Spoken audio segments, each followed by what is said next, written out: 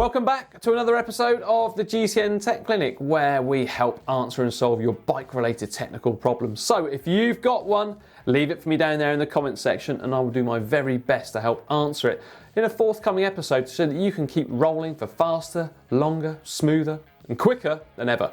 Or at least I hope so. Anyway, let's crack on with the first one this week. And the question comes in from Helicase21. Now, Helicase wants to know, if they want to run two wheel sets on a bike that have different size cassettes, so a wheel set with an 1132 and a wheel set with 1128, can they just set the chain length for the larger cassette and have it work fine on the smaller one? Helicase, pretty sure I've answered one of your questions before. Good news though, you're back in again. So, yes, you can, providing of course that you didn't set it up using the 28 tooth cassette and that the chain is really short and that the derailleur arm is going really far forward, then it's going to be absolutely fine using it with a 28 or a 32 tooth cassette. The area where you could get a problem is if you had, say, a 14 tooth highest sprocket and an 11 tooth on the other cassette. You could well find yourself there having a bit of a slack chain. But in your case, Helicase, you're absolutely fine. Go ahead and do it. Next up, we've got Alexei Malashev. Now, Alexei says, hi, after cycling indoors for quite some time, my handlebar tape smells sweaty. It's not horrible, but not nice. I tend to disagree with you on that. It's probably horrible, actually. Anyway, Alexei tried to wash it, but it didn't help much. How can they get rid of the smell without actually replacing the tape? Alexei, without scrubbing the tape over and over again, it's probably unlikely you're ever going to get rid of that smell.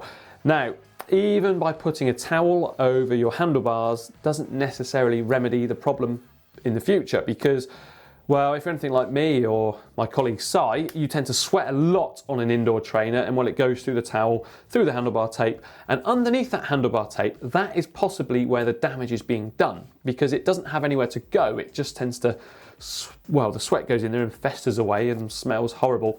As well as, importantly here too, other than the smell, is actually the chance of corrosion. So your brake lever clamps, the ferrules on the end of brake cables or gear cables, as well as your stem bolts too, they could be getting damaged by your sweat. So it's worth keeping a really close eye on all those things, and ultimately the best thing to do is actually fit some new handlebar tape to get rid of the smell. If anything, cork tape, that tends to smell worse because it tends to hold the sweat in a little bit more. It's quite a horrible topic really to actually be talking about, isn't it? The smelly handlebar tape one. I do think as well that Muck-Off, I believe, have actually just launched a range of maintenance products for indoor training. So you could even get that and give it a spray on and try and get rid of the smell possibly, as well as trying to prevent any corrosion. But ultimately, you're probably going to have to buy yourself some new handlebar tape. Right, next up is a question from Marvin. Now, Marvin asks that they have a Shimano Ultegra R8050 Di2 group set on their bike and they want to start racing soon. That's fantastic to hear, actually. In the German junior races, there is a gear restriction though. So with 52-36 chain rings, they need a 16-27 cassette. Will it work and will it fit with that group set? Yep, it will, and that's an absolutely fantastic group set to start racing with. Very jealous when I started racing, there was nothing like that.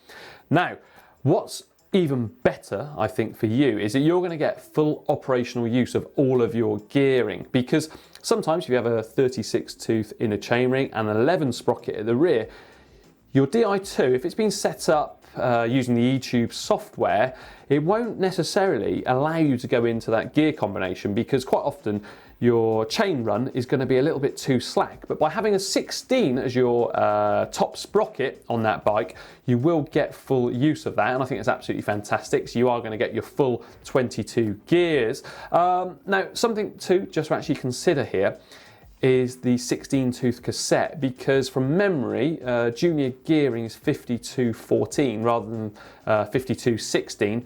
But that's if your age is 16, 17, 18, something like that. I know that the categories have changed slightly since I was that age. Maybe you are an under 16 and then it could well be a 52-16. But before buying that cassette, just double check with your with the German Federation that those are the correct gears to be using. I'm jealous of you. When I was your age, we had down tube shifters and all sorts. Lucky lad. Right, next up is Kevin Crawford. Now, Kevin says, hi John, thanks for the great show. You are welcome. Can vulcanizing fluid from tube patch kits be used to fill in small nicks and tears on tyres? Now, Kevin says they always seem to have a leftover bit of fluid, or are there any other uses for it that I know of? Right then, Kevin, first of all, glad you like the hints and tips that I give. Yep, that vulcanizing solution is absolutely fine to fill in those nicks and tears. It's something I do myself. Sometimes I use a little bit of super glue, but I find the rubber solution just a little bit better for getting in there, and it doesn't harden up quite as much. So it's a little bit safer on the tyres there too. As for other uses, I'm sort of struggling here. I have used it in the past to attach a little bit of a covering onto a saddle. Didn't hold that well though, so in the end I used Araldite, I think, or something like that. You can use it though for fixing rubber pipes and tubes, although you don't have any of those on your bikes. I'll tell you what, if anyone knows other uses for puncture repair glue, let us know down there in the comment section. Maybe we'll make a video all about other uses of puncture repair glue. Next up is R. Waldner. Hi there, any tips on bike cleaning and chain and cassette maintenance in freezing weather? For example, they don't have the luxury of a heated workshop, garage or other usable space, so they have to do their bike maintenance outside. This becomes especially nasty when it's below freezing for weeks and all the salt on the road starts to take its toll on their commuting bike. Oh, the worst time. Now, importantly here, and it's fantastic to hear that you are in fact taking care of your bike. Now, what could you do? Well, there's no specific solutions or products, I don't believe, for washing bikes in the winter, but use hot water for a start because it's not going to hurt your hands quite as much, and also it tends to wash off all that grime and rubbish just that little bit easier. As for placement of the bike during this, I highly recommend actually doing it on a bit of grass if you've got some close by. Of course, you're using some environmentally safe products too, I hope. And the reason I say grass is because all of that water that falls off will hopefully just soak away, although it's not that easy if the ground's frozen, but it's much safer and better to do that than allowing the water drips to essentially go onto concrete or asphalt, something like that, which in turn could freeze and you could find yourself slipping over on it, or worse still, someone else could end up finding themselves slipping on it. That's the only thing I could advise really on that. And then if you can try and dry the bike off as much as possible once you've cleaned it. So get yourself some old towels, old t-shirts, something like that, and just simply wipe off all excess moisture. If you're feeling really brave, maybe you can get yourself a hairdryer and stand a little bit further away because, well, electric and water doesn't really mix that well, and just give it a once over and try and dry it off just that little bit more. Right, next up we've got Arif Azahi who says they've got a couple of questions about seat posts. So we tend to have more exposed seat posts from a seat tube when using smaller compact frames. Does the longer exposed seat post run the risk of breaking the frame or the seat post itself? They used to use a long seat post around 400mm and 27.2mm diameter on their mountain bike. Does that carry a bigger risk on a mountain bike or road bike of breaking? Great question. I guess it depends on the type of riding you're doing, the riding style, the terrain, the rider weight, the age of the components, the materials, all of those things together. So there's no definite answer. Also, I guess if you were using a bike which had an extended seat tube, so something which went above the actual top tube by quite a considerable length, then if you're putting loads of pressure on the back of the saddle, it could well aid in actually snapping the frame or breaking the seat tube rather than the seat post. But there's no definite answer, I'm afraid, on that one. Important to remember too, don't use any components that are cracked or damaged, anything like that. And also, every seat post actually has a minimum insertion marking on that. So what that means is if you can see that, you shouldn't be using it because that should be hidden down in the frame itself. But yeah, there's no definite answer, I'm afraid, for that question. Jeppe Anderson is next. Now, Jeppe is running Ultegra 8050 Di2 on their road bike. Sometimes find shifting from the little chainring to the big chainring an issue. They tend to just keep pedaling with the same amount of force when changing gear, but Jeppe has noticed that if they reduce the force of pedaling whilst changing to the big chainring, it's more likely to get into place. But they're just wondering if this is an issue with their front derailleur or them not understanding that you have to slow down. Jeppe, right, hope is all well, my friend. Other than, of course, that gear shifting issue you've got there. Now, what I would do, and what I do myself, and what I always advise people to do, is actually use your legs like a clutch mechanism on a car. So what I mean by that is you tend to just ease off a little bit with the pressure when changing gear, rather than carry on mashing along and laying down those wattage bazookas. That way the chain does tend to find its way onto the chain rings just that little bit easier. So yeah, just ease off a little bit and allow the chain to do its job, rather than you putting extra forces and stresses through the chain set itself. You're going to be all right from now on. Now next up is Aaron David. Aaron getting themselves a new bike, first carbon bike. Nice move. Now before they settle on the number of spacers beneath the stem, they want to actually try different heights. So Aaron's a little bit concerned that they may crush the steerer tube if they clamp the stem to it without the top cap and preload washer being inside. Is there any thoughts or hacks on this one? Right, Aaron, first up, very unlikely you're actually going to crush the steerer tube by tightening up your stem to the correct Newton meters. But what's really important here to remember too is you can actually get different bungs to go down there inside the steerer tube that don't sit on the top of the actual fork steerer itself. Instead, they go all the way down inside, and you tighten them up with a long Allen key. So you can be rest assured that you're actually not going to crush the steerer tube. Just a secondary measure there, just to reinforce it. So that's certainly one part of the solution here. Once you have dialed in that position, what I recommend is to not cut the steerer tube flush with the top of the stem or even below it. Instead, try and have it cut so it's about 1 or 2 millimeters above the stem.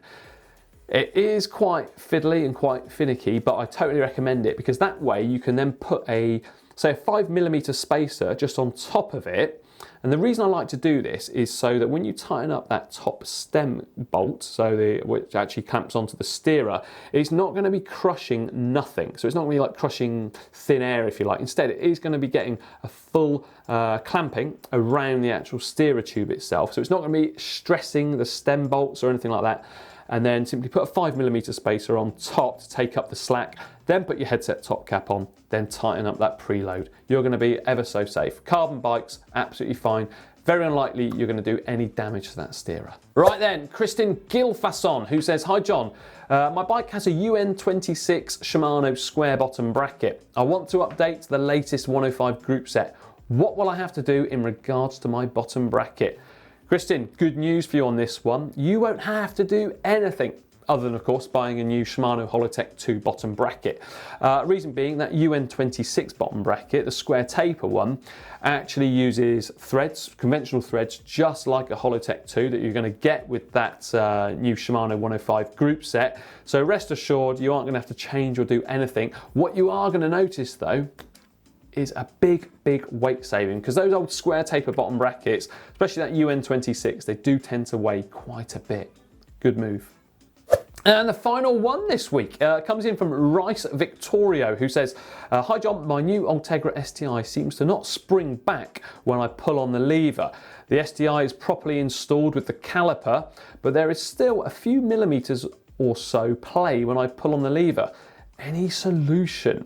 All right then, Ricer, I reckon you've got something which I like to call cable float. Now you say it's properly installed into the caliper, but is the outer brake cable properly installed into the actual lever stroke shifter that you've got? So you are going to have to untape your handlebars and have a look, and probably undo the clamping bolt of your brake cable itself, and just see if you can push in the outer cable at all, just a little bit more into the brake shifter there, because I reckon that's probably what it is. And what's happening at the moment is when you pull on the lever, the cable itself is actually moving very slightly, the outer cable, and basically you're sort of grabbing thin air, if you like, although it's not thin air.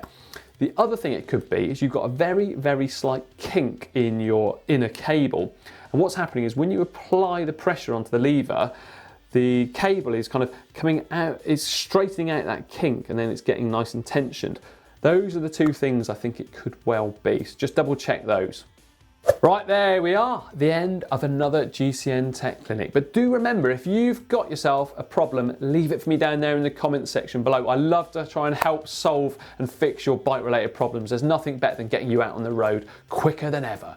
Now, don't forget to check out the GCN shop at shop.globalcyclingnetwork.com. We've got a whole heap of goodies for you to check out.